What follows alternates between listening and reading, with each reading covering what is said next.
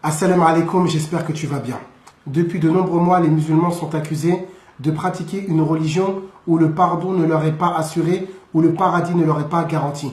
Donc c'est-à-dire qu'en islam, finalement, il n'y a aucun projet, aucun moyen d'être sauvé le jour de la résurrection et que les pécheurs n'ont aucune garantie de rentrer au paradis le jour de la résurrection. Comment on fait pour répondre à cette allégation? Comment on sort? Nous allons répondre, Inch'Allah, avec un seul verset coranique qui sera largement et amplement suffisant pour répondre à cette piètre accusation. Donc dans la sourate 35, verset numéro 32, Allah Azza wa Jal fait une déclaration qui est absolument magnifique et splendide.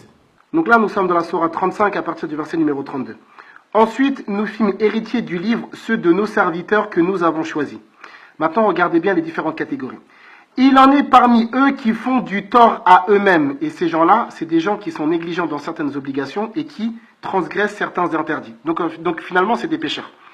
D'autres qui se tiennent sur une voie moyenne. Ça, c'est une catégorie au-dessus.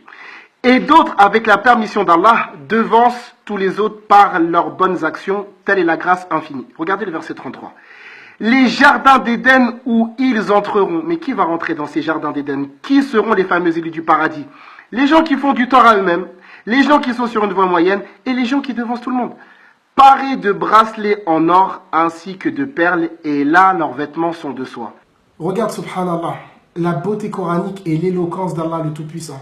Même si la personne elle fait des péchés, c'est-à-dire qu'elle commet des interdits et qu'elle a des manquements dans ses obligations, ou bien que ce soit une personne de classe supérieure, donc une personne qui fait ses obligations, qui ne fait pas les interdits, ou une personne d'un niveau encore supérieur, qui fait ses obligations, qui ne fait pas les interdits et qui fait des actes surérogatoires et facultatifs, Allah a promis le paradis pour les trois.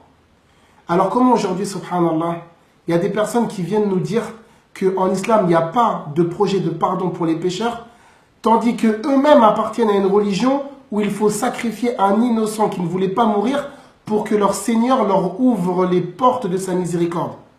Subhanallah, imagine avec moi cette situation. Est-ce que ce n'est pas quelque chose d'étonnant, de stupéfiant? Donc, alhamdoulilah, tu as pu voir que cette petite allégation a été rapidement réfutée par ce noble et puissant verset coranique.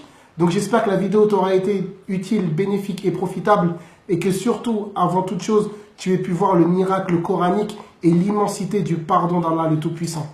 Barakallahu fikum, wassalamu alaikum.